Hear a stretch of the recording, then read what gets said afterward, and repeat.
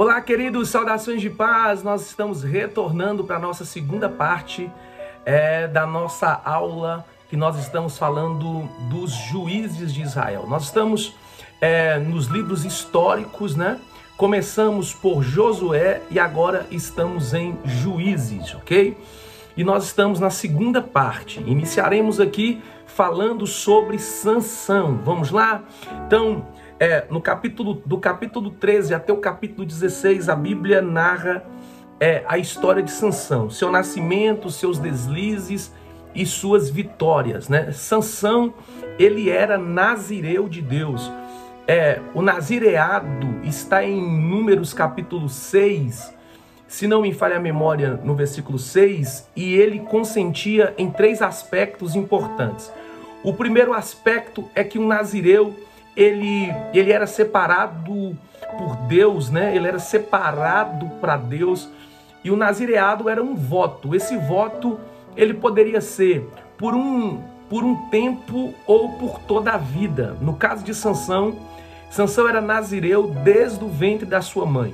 Quando o anjo do Senhor apareceu à mãe de Sansão e lhe disse que ela daria à luz a um menino e esse seria o libertador de Israel, um dos aspectos tocados pelo anjo é que essa criança, que essa mulher geraria, ela seria separada para Deus desde o ventre da mãe, ao ponto de que a mãe de Sansão não mais tomaria bebida forte nem vinho, não mais cortaria o seu cabelo e também não mais participaria de velório, tocaria naquilo que era morto. Então Sansão, ele é nazireu desde quando estava no ventre da sua mãe.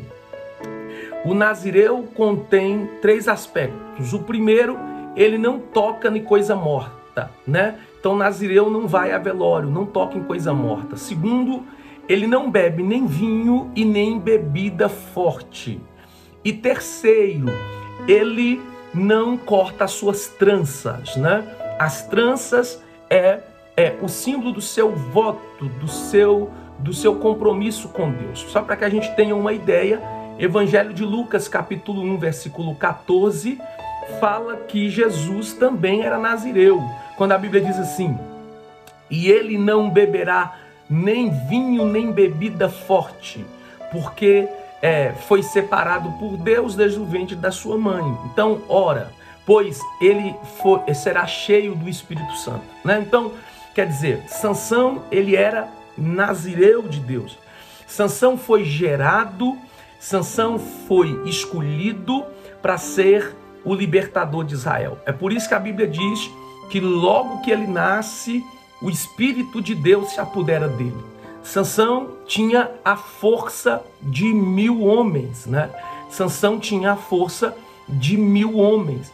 Ele foi levantado por Deus para vencer o exército dos filisteus com a força de Deus, com a presença do Espírito de Deus.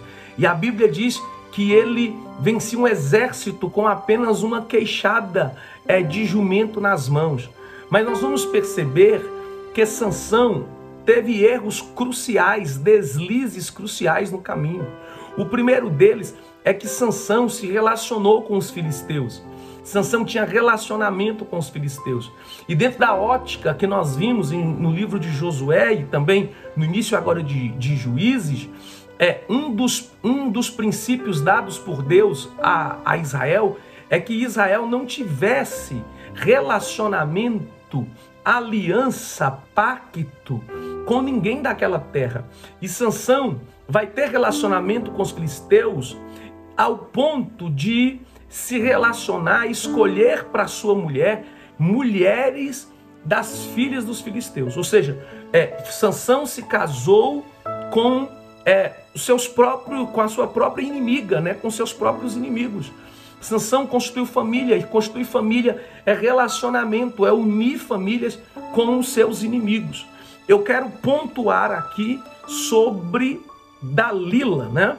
Nós vamos chegar em Dalila, apesar de que o declive de Sansão começou antes de Dalila, quando Sansão ele mata o leão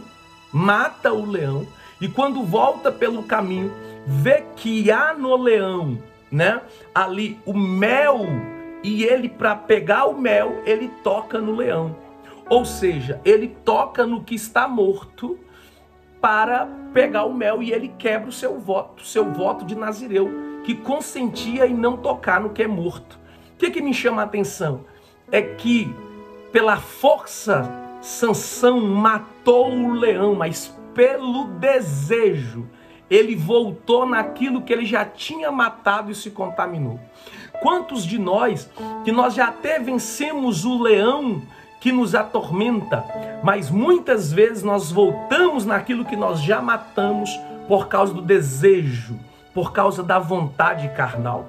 Então Sansão já se deslizou ali, mas nós vamos ver que foi em Dalila que Sansão vai lhe contar o segredo da sua força, e quando Dalila lhe raspa as tranças e lhe anuncia que os filisteus estão se aproximando, Sansão vai se levantar, mas ele não tem mais a presença de Deus. E ele vai ser preso, escravizado pelos filisteus. Por quê? Porque ele achou que tinha a presença de Deus e não tinha mais a presença de Deus. Isso aqui é pedagógico. Quantos de nós, por quebrarmos princípios, por nos afastarmos da vontade de Deus, achamos que temos a presença de Deus e já não temos mais a presença de Deus? Nos levantamos em batalhas que perdemos porque não temos mais a força de Deus em nós. Sansão vai ser levado para o templo de Dagon. Sansão vai ser tratado como um escravo, como servil. E há um texto bíblico que me chama a atenção, no capítulo 16, versículo 22, quando a Bíblia diz: e o cabelo da sua cabeça voltou a crescer como antes. Ora, se o cabelo foi raspado e isso lhe fez perder a força, perder o poder, quando a Bíblia destaca que o cabelo voltou a crescer, o que a Bíblia está dizendo é que uma nova chance, uma segunda oportunidade está sendo dada a Sansão. O cabelo crescer vai fazer com que Sansão peça para Deus de novo a força mais uma vez. Lembrando que Sansão, ele teve os seus olhos arrancados, ele empurrava moinho e ele era levado ao templo de Dagon, e o rei dos filisteus debochava dele. Ou seja, ele era tratado como um animal, ele perdeu a visão e ele ainda era visto como um palhaço. São coisas que Satanás faz com pessoas que quebram a aliança com Deus. Pessoas que são tratadas como animais, pessoas que o mundo está debochando dela, e pessoas que perderam a visão porque quebraram a sua aliança com Deus. Mas quando Sansão ora pedindo a Deus uma nova chance, ou a última chance, a Bíblia diz que a força de Sansão retorna, e aí que Sansão vai derrubar o templo de Dagon. E aí o texto disse: e na sua morte ele matou mais inimigos do que em toda a sua vida. Sansão não é um homicida, Sansão não é um suicida, Sansão é um mártir, é alguém que, agora tomado pela força de Deus, ele resolve se entregar por um propósito. Isso é tremendo, isso é poderoso, e a história de Sansão é muito pedagógica, nos ensina, nos traz ensinamentos muito fortes. A gente pode falar sobre a influência de alguns líderes que são importantes. Por exemplo, no capítulo 3 de Juízes, do versículo 7 ao versículo 30, a Bíblia vai falar sobre Oteniel e Eude, que serão 120 anos de paz. O relato sobre Oteniel é curto, isto é, não tem muito recheio como os demais. Notemos que este é o relato introdutório às aventuras dos juízes, que termina com a saga de Sansão. O que se destaca nele, Juízes 3, do 7 ao 11, é a soberania de Deus. Ele entrega Israel às mãos dos mesopotâmicos e depois entrega os mesopotâmicos nas mãos de Israel. Ele é quem separa Oteniel e o capacita com um poder especial pela infusão nele do Espírito. Capacitado pelo Senhor, ele atua como libertador de Israel, o qual tem um período de 40 anos de paz. Após a sua morte, o povo volta a fazer o que é mal aos olhos do Senhor e o Senhor o entrega à opressão de Eglon, rei dos Moabitas, que, chefiando uma coalizão de povos, invade o território de Israel, tomando temporariamente o que sobrou de Jericó, cidade das palmeiras. Por 18 anos, Israel fica servindo a Eglon, até que o Senhor levantou a Eude, um homem canhoto da tribo de Benjamim. Ele arquitetou um plano bem pesado em todas as suas minúcias, fez para si uma pequena espada de 30 centímetros, colocando-a no seu lado direito, leva tributos a Eglon e, como bom vassalo, consegue uma entrevista secreta com o rei.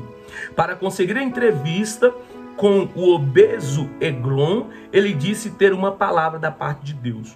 O rei imaginou que iria receber algum oráculo ou uma mensagem especial, visto que Eude usou o título genérico Deus, conhecido de outros povos, e não o nome pessoal da divindade única de Israel, Yahvé, traduzido em nossa Bíblia como o Senhor. Com a morte do rei dos Moabitas, ficaram desmoralizados todos, foram perseguidos, muitos foram mortos e houve paz na terra por 80 anos. Então, a Bíblia vai resumir em muito a história de Oteniel e de Eude, né, nos dando princípios de liderança e de estratégia em um período de 120 anos. 40 anos com Oteniel, 80 anos com Eude, né? 40 anos com Oteniel, 80 anos com Eude, 120 anos de paz, né? Abimeleque, um juiz sem juízo. Juízes 9, do versículo 1 ao 57, vai falar sobre Abimeleque. O nome Abimeleque significa meu pai é rei. Na verdade, quem aspirou e lutou para ser rei foi ele mesmo. Esta é uma história sangrenta em Juízes 8:31. Ele é apresentado como filho de Gideão, com uma concubina de Siquém. Gideão tinha 70 filhos legítimos, que poderiam ser líderes em Israel após a morte de seu pai. Entretanto, Abimeleque convence os moradores de Siquém de que ele mesmo é quem deveria governar sobre eles, visto ser nativo daquela região. Uma vez apoiado e com recurso vindos do templo que havia em Siquém, o conspirador vai à casa do rei, vai à casa do seu pai e comete uma verdadeira carnificina, matando os seus 70 irmãos sobre uma pedra, constituindo-se a seguir rei sobre uma pequena região, com apoio popular. O que começa mal, a rigor, caminha para terminar mal. Abimeleque reinou de modo turbulento durante 3 anos. Jotão, filho mais novo de Gideão, que escapara do morticínio promovido por Abimeleque, através de uma parábola, anuncia a ruína daquele empreendimento. O que aconteceu algum tempo após a profecia, depois de atos de conspiração e desmando, onde a natureza ímpia e violenta de Abimeleque é apresentada de maneira viva, este morre atingido primeiramente por uma pedra que fora lançada de uma torre por uma mulher. Antes de morrer, pede ao seu escudeiro que ultrapassasse com a espada, para não ser lembrado como alguém que morreu pelas mãos de uma mulher, no que foi atendido. Então, olha, a história de Abimeleque é trágica, né? A história de Abimeleque é trágica. Gideão teve 70 filhos, né, legítimos, e Abimeleque era um filho de Gideão,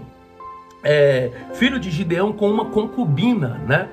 E Abimeleque convenceu os moradores de Siquém que era ele que tinha que governar, por ele ser daquela região. E o que ele faz? Ele faz uma carnificina, uma chacina. Ele mata os seus irmãos por causa do poder para ser rei. E ele reina por um tempo, por 3 anos. Mas aí Deus vai levantar Jotão, que era o filho mais novo de Gideão, com uma profecia de que Deus traria juízo sobre Abimeleque pela carnificina, por tudo que ele promoveu, e que ele teria uma morte violenta. E a morte de Abimeleque é verdadeiramente violenta, né? Depois de ser atingido por uma pedra jogada por uma mulher, ele pede que um dos seus servos, seus escudeiros, ultrapasse a espada, porque ele não queria morrer pela mão de uma mulher, né? E aí nós vamos ter, no capítulo 10, do 1 ao 5, Tola e Jair, 45 anos de judicatura. Esses dois juízes são considerados juízes menores. Sobre Tola, a menção de que o Senhor o levantou para livrar Israel, está no versículo 1. Diz também o texto bíblico que ele julgou Israel por 23 anos. Possivelmente a ação dele, bem como a de Jair, tenha se limitado mais às funções judiciais, isto é, a interpretar as leis aplicadas. Sobre Jair, as informações são escassas. A citação que é feita sobre o número de filhos, o meio de transporte que usava e o número de cidades que possuíam, indica que era um homem de posição proeminente junto ao povo. Naquela época, o uso de cavalos ou jumentos como montaria era incomum ou muito raro em Israel, o que confirma a posição de Jair. Foi juiz por um período de 22 anos. Então, tanto Tola quanto Jair, a Bíblia fala muito pouco deles, provavelmente porque eles foram juízes menores, né? Provavelmente o ministério deles, a gente pode dizer assim, a função deles era realmente na área judicial, né? Eles não foram heróis como Sansão, como Débora, como Gideão, né? Tola julgou Israel por 22 anos e Jair por 23 anos, né? E aí nós vamos ter, por exemplo, Ibsam, Elon, Abdon, 25 anos anônimos, Juízes 12, do 8 ao 15. E Ibsam julgou Israel por 7 anos, versículo 9. O que sabemos a seu respeito estão aqui, versículo 8 e 10. Sua posição social de proeminência e atestado pelo número de filhos e pelo fato de ter sido juiz em Israel. Elon, versículo 11, versículo 12, foi juiz na terra de Zebulon por 10 anos, né? Após a sua morte, julga a Israel Abdon, o eframita. Os números atribuídos à quantidade de filhos e netos atestam seu prestígio e posição social. Versículo 13 e 15. A duração da sua judicatura foi de 8 anos. Então a gente vai ter Ibsam, que vai reinar em Israel em um período de 7 anos. Depois Elon, um período de 10 anos. E depois Abdon, um período de 8 anos, né? A convivência com o pecado, Juízes 17, do 1 ao 13.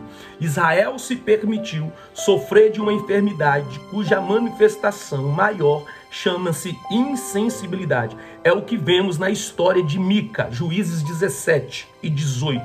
Essa história também se presta para informar sobre a migração dos danitas para uma região mais ao norte, possivelmente devido à proximidade do seu território original com o dos filisteus e a opressão que estes impuseram a eles, né? A ausência de liderança, capítulo 18, do versículo 1 ao 30, a nota triste encontrada em Juízes 17:6, atesta a situação de anarquia que tomou conta de todo Israel. Naqueles dias não havia rei em Israel, cada qual fazia o que parecia bem aos seus olhos. Então, quer dizer, o capítulo 18 vai narrar uma anarquia, uma terra sem lei, né? Uma ausência de liderança. E o capítulo 17, versículo 6, denota bem isso quando a Bíblia diz que não havendo rei em Israel, cada um fazia o que queria, né? Cada um fazia o que desejava, cada um fazia o que parecia bem aos seus olhos, né? Então havia uma falta de liderança, o que gerou uma anarquia, né? Nós vamos ter altos e baixos desse povo, né? Uma triste história, Juízes 19, do 1 ao 30. Essa é a história de um crime sexual praticado por pessoas sexualmente pervertidas e que deu ocasião a uma guerra civil em Israel. Tudo começou quando um levita foi a Belém de Judá em busca de sua concubina, que o abandonara por desgostar dele e adulterar contra ele. A intenção do levita era positiva, pois o versículo 3, a tradução literal é que ele foi à casa do pai da moça para falar ao coração dela. Sendo bem recebido pelo pai da moça, ficou em sua casa mais dias do que tinham planejado. Ao final, tendo conseguido falar ao coração de sua concubina, lançou-se no caminho de volta à casa, levando consigo. Como o dia estava prestes a terminar, ao contrário de se hospedar em uma cidade estranha, foi a Gibeá, que estava no território de Benjamim. Lá, ninguém da cidade lhe concedeu hospedagem, o que mostra a natureza dos seus habitantes. Por fim, um efraimita, que morava em Gibeá, ofereceu-lhe a casa para passar aquela noite, numa nobre atitude para com aquele levita. O ancião que o hospedara, aquela pequena comitiva, sabia da natureza má dos homens de Gibeá e por isso convidou o levita e os acompanhantes a pernoitarem em sua casa. Observemos que é uma história cheia de coisas bonitas. Um levita com espírito perdoador, seu sogro com sentimento de hospitalidade e alegria muito grande, uma concubina que deixava de ser persuadir por uma palavra que alcançara o seu coração, convencendo-a do erro, da restauração e um ancião, mesmo que não nativo, mas que demonstra um sentimento de hospitalidade muito grande. É uma história que tinha tudo para um final feliz, mas a tragédia estava por acontecer. Homens pervertidos sexualmente pedem ao ancião que lhes dê o homem que acolhera para que eles pudessem abusá-lo.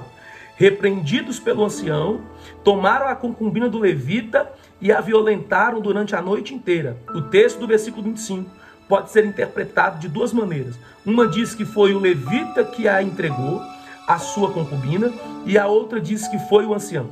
O que importa é que ela foi violentada até a morte. Aquilo, bem como a intenção inicial dos homens de Gibeá, foi um ultraje contra um homem que exercia uma função divina. Entendemos isso aqui porque isso aqui é importantíssimo, tá, queridos? O capítulo 19 vai narrar uma situação trágica e terrível, uma história triste, terrível, que denota, né, o nível de imoralidade que havia com aquele povo, né?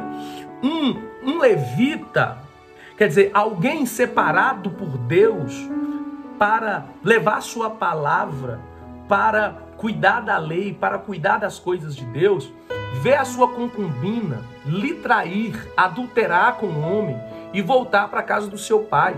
Esse levita, querendo restaurar a sua vida conjugal, vai até o pai da concubina, lhe declara tudo o que aconteceu e persuade a concubina a voltar com ele. A concubina, tomada pelo arrependimento, vai voltar para casa com seu marido para restaurar sua família. O pai da concubina recebe o levita com muita alegria, ele fica dias ali junto com seu sogro.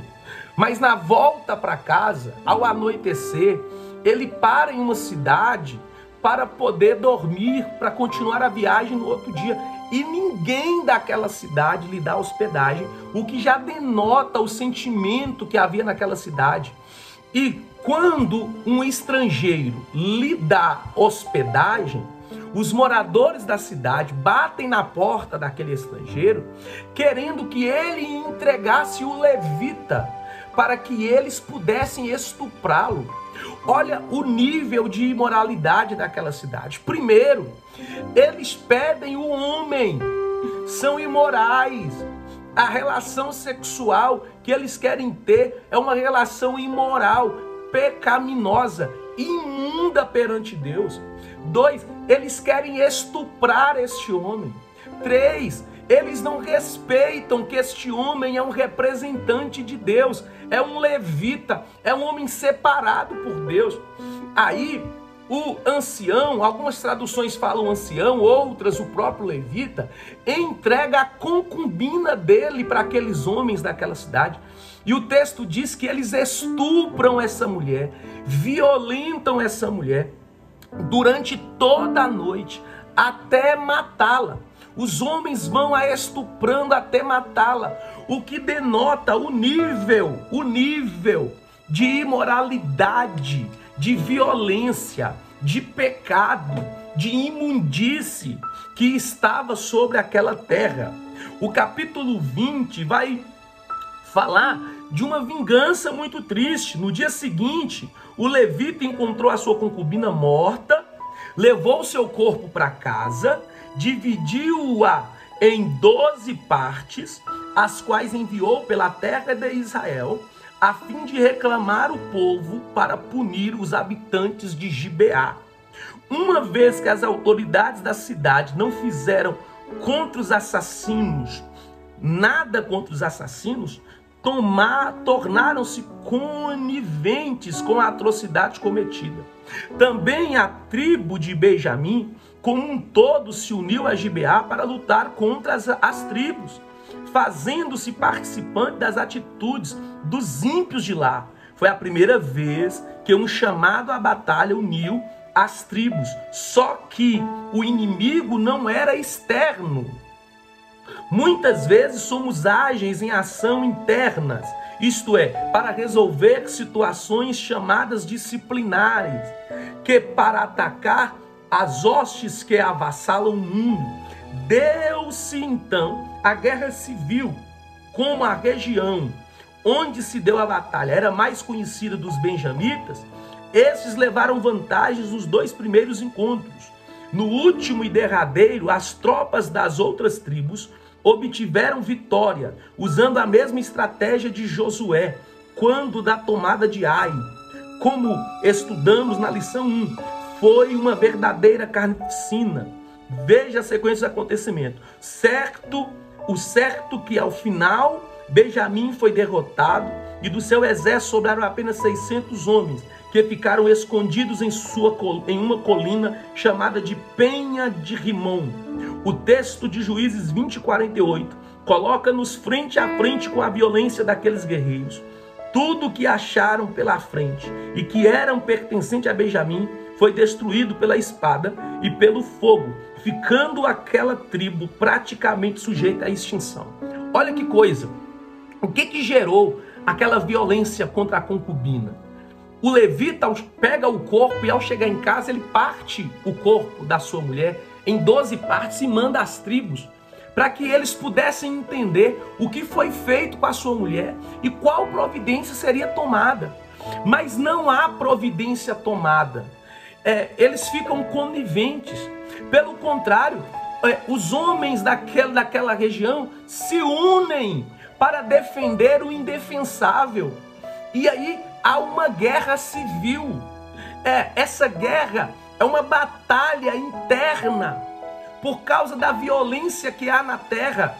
E os benjamitas até conseguem vencer a primeira, a segunda batalha, mas na terceira batalha eles são derrotados e quase extintos. Olha como a violência, como estava aquela terra totalmente abalada e destruída. A razão de tudo isso, Juízes 21 a 25, Benjamim fora dizimado quase que por inteiro, o que sobrara era tão pouco que sinalizava para a extinção de uma tribo. Este foi o sentimento que se abateu sobre os exércitos das demais tribos, quando caíram em si e viram que iria faltar uma tribo no povo que era a herança do Senhor.